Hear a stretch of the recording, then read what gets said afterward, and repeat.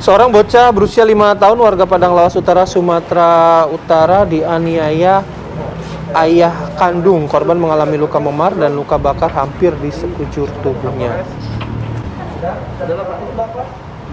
Tubuh korban dipenuhi luka memar, luka bakar, hidung, kepala, dan kakinya bahkan mengalami luka robek. Ironisnya, saat melakukan aksi kejinya, RDH ini tidak sendiri bersama istrinya yang merupakan ibu tiri korban dan kakak kandung korban. RH terus-menerus mengalami kekerasan.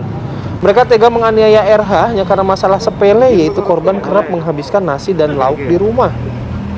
Kini RDH dan istrinya telah diamankan Polres Tapanuli Selatan. Mereka dijerat dengan Undang-Undang Nomor 35 Tahun 2014 tentang Perlindungan Anak.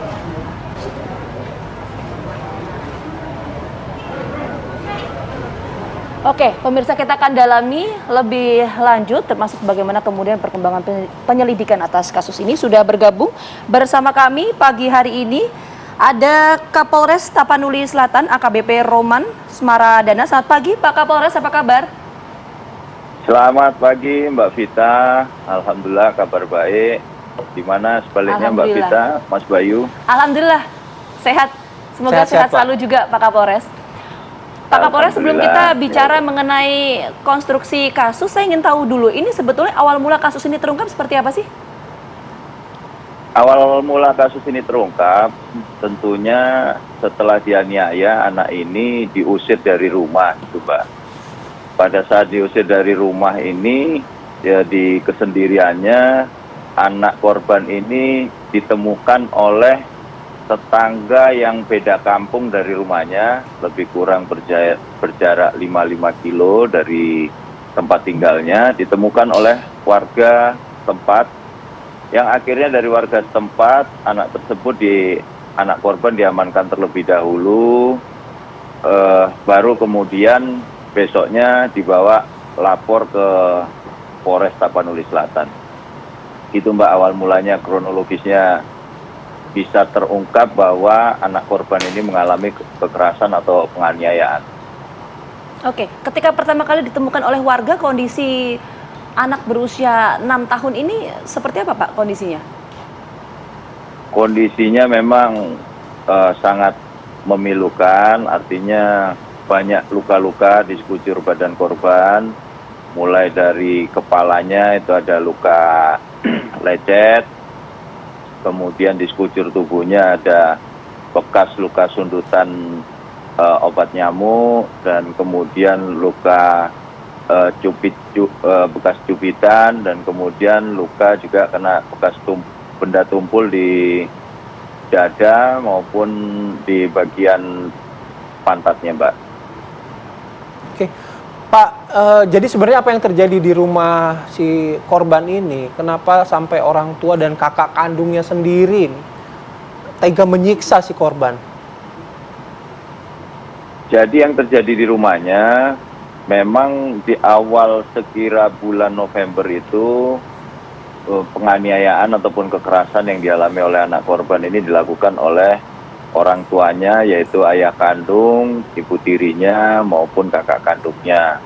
Di mana anak korban ini sering makan, karena kebutuhan ekonomi keluarga ini terbatas, yang pekerjaan sehari-harinya orang tuanya adalah melakukan penyadap kebun karet,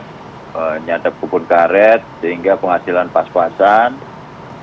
Si anak ini makan tanpa mempedulikan anggota keluarga yang lain, sehingga pada saat orang tuanya pulang daripada kerja itu tidak kebagian mendapatkan makanan tersebut.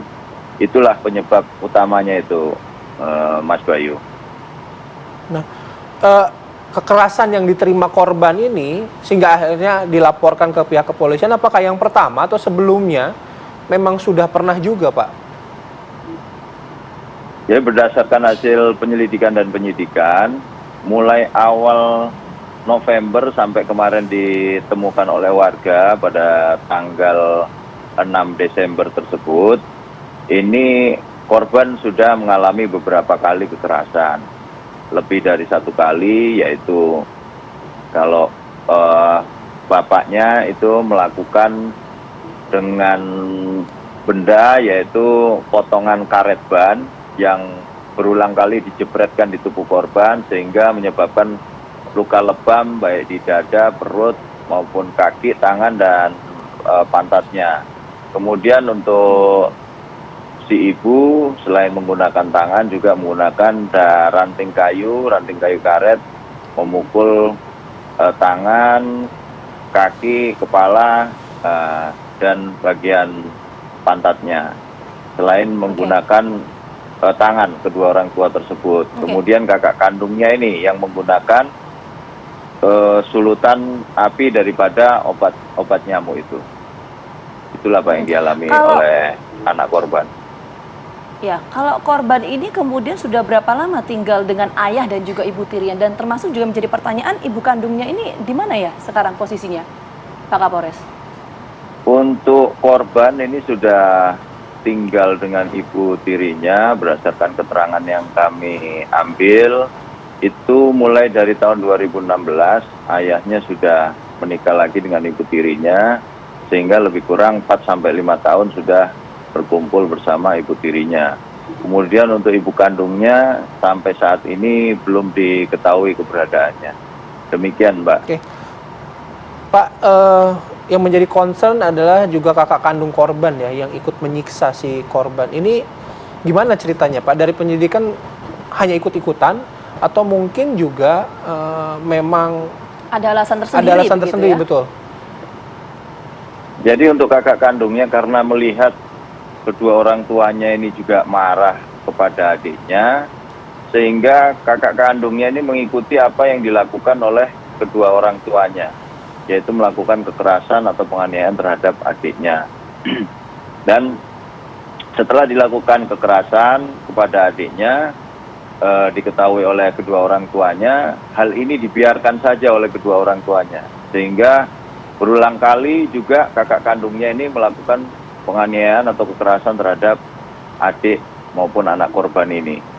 Itulah Pak yang menyebabkan kakak kandungnya ini ikut juga melakukan kekerasan karena tidak ada teguran ataupun dibiarkan saja oleh kedua orang tuanya. Nah, sejak November tadi ya Pak Roman menyebutkan, apakah di lingkungan terdekat ya tetangga lah warga sekitar nggak ada yang mengetahui nih Pak apa yang dialami si korban ini? Ya, memang dari tetangga korban tidak ada yang mengetahui, Pak. Tidak ada yang mengetahui. Pada saat dia diusir itulah baru warga masyarakat sekitar mengetahui bahwa anak korban ini mendapatkan penganiayaan ataupun kekerasan dari keluarganya. Ya. Gitu, Pak. Oke, baik. Oke. Tentu kita prihatin atas kasus ini Pak Kapolres, tapi terakhir singkat saja mungkin Pak Kapolres untuk status hukum terhadap pelaku seperti apa, termasuk juga kondisi dari korban saat ini bagaimana? Singkat saja Pak Kapolres. Jadi untuk ketiga pelaku, yang pertama kedua orang tuanya sudah kami lakukan penangkapan dan penahanan di Polres Tapanuli Selatan dengan persangkaan undang-undang perlindungan anak. Kemudian untuk kakaknya karena di bawah umur ini dilakukan asesmen oleh Bapas berdasarkan Undang-Undang Sistem Peradilan Pidana Anak Undang-Undang Nomor 11 Tahun 2012 sehingga nanti setelah dilakukan penelitian oleh Bapas barulah kita koordinasi kepada pengadilan untuk mendapatkan putusannya apakah dikembalikan ke orang tuanya atau seperti apa tindak lanjut berikutnya. Oke, baik. Baik Pak Roman, terima kasih atas waktunya dan juga informasinya pagi hari ini. Selamat beraktivitas kembali. Salam sehat selalu, Pak Roman. Terima kasih Mas Bayu, Mbak Vita. Selamat pagi dan salam sehat selalu.